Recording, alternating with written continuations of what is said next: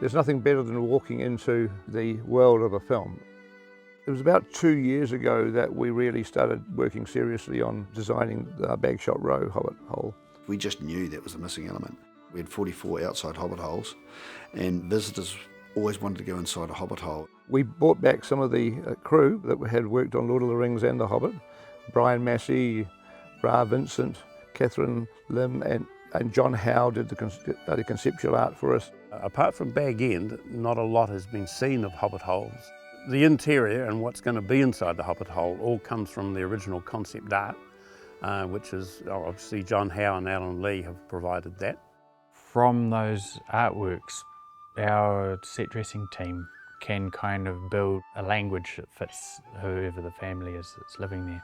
So in order to flesh out a believable environment, it pays to develop a sense of who the occupant is.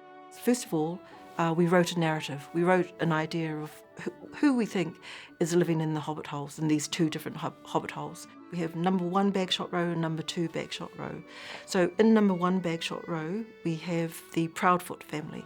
And at number 2, what we have is we've got the Twofoot family. We're making of the interiors of Bagshot Row closer to Hobbit size than human size to give our visitors a sense of what it's like to be a human visitor in a Hobbit world.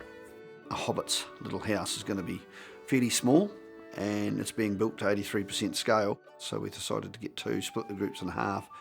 This is a triple build, which means we're actually building the bunker that takes the Hobbit hole at the same time as we're building the set to go inside, and we're also building all the props and furniture all simultaneously, and hopefully they'll then come together. One of the biggest challenges with the Bagshot Row project is obviously the construction period. This is our office, and we get all this concepts straight from Alan Lee and John Howe, and we basically study them in great detail, every single aspect of them. So even down to the hinges and the fine details, and we have to recreate them, scale them, and then build it. We also have furniture and soft furnishings and props workshops, and the crew who are well versed in the smaller details of Middle-earth because they have a history with the last 6 films.